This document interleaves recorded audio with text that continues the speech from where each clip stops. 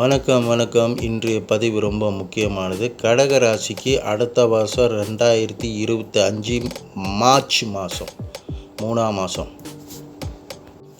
அதாவது இந்த வாட்டி நடந்து கொண்டு இருக்கிறது அஷ்டம சனியும் வக்கர சனியும். அதனால் நம்ம ரொம்ப பாதிப்பு பட்டு இருக்கிறோம். ஆனாலும் நம்ம ரொம்ப பத்திரமாக இருக்கணும். அடுத்த வருஷம் 2025க்கும் 3ஆம் மாதம் வரைக்கும் அடுத்த வருஷம் நம்ம அனுபவிக்கக்கூடிய நல்ல பலன்களை இப்போவே நம்ம உற்சாகமாக பத்திரமாக இருக்கணும். அப்பொழுதுதான் நம்ம தானே பாதுகாத்துக்க முடியும். அப்போது அடுத்த வருஷத்துக்கு நம்ம அனுபவிக்க முடியும் நல்ல பலன்களை. இன்னும் 6 மாதம் இருக்கிறது 2025 5ஆம் மாதத்துக்கு வர. அது வரைக்கும் என்னென்ன நடக்குமோ தெரியாது. மறக்காமல் கோயிலுக்கு போங்க. சனி பகவானுக்கு எள்ளு விளக்கை ஏற்றி கொண்டே இருக்க, புள்ளியாரை வணங்குங்க, ஆஞ்சநேயரை வணங்குங்க. ரொம்ப முக்கியமான தெய்வம்.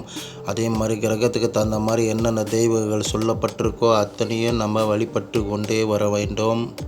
அப்பொழுது தான் இறைவன் நம்மளை பாதுகாத்து கொண்டு இருப்பார். நம்ம குலசாமி ரொம்ப முக்கியமான தெய்வம், மறந்துடாதீங்க.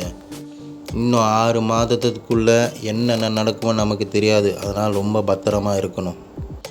அடுத்த வருஷம் 2025 3ஆம் மாதத்தில் நமக்கு நல்ல பலன்கள் இருக்குன்னு சொல்லப்பட்டிருக்கு.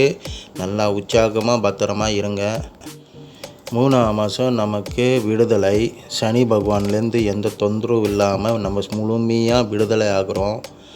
மற்ற கிரகங்கள்லாம் நமக்கு உதவியாக இருக்கும். சில கிரகங்கள் நம்மளுக்கு உதவி இருக்காது தான். அது எப்போவுமே அப்படி தான் சுற்றி கொண்டு இருக்கிறோம் தான். அதை பற்றி கவலைப்பட வேணாம். ஸோ நல்லா தெளிவாக சொல்கிறேன், நல்லா கேட்டுங்க. 2025 3ஆம் மாதம் நமக்கு நன்மை ஆரம்பம். ஸோ முதல்ல நான் சொன்னது 6 மாதம் வரைக்கும் இருக்குன்னு. உண்மையில கணக்கில் 5 மாதம் இருக்குது. இன்னும் மாதம் 10ஆம் மாதத்துல இந்த கணக்கு போட்டு பார்த்தா.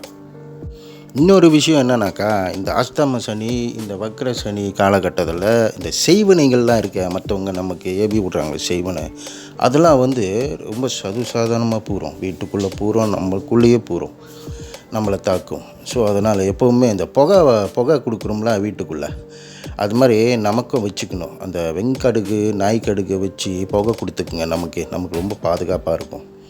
மேலும் என்னன்னாக்கா, கூடிய இந்த வசம்பு, இந்த அதிமதுரை குச்சி, இந்த மாதிரி நல்ல ராசி உள்ள கற்கள்லாம் நம்ம கூட இருக்கிறது ரொம்ப நல்லது. இந்த மெழுகு, சரிங்களா, இந்த கறி மசாப்பட்டை மாதிரி அந்த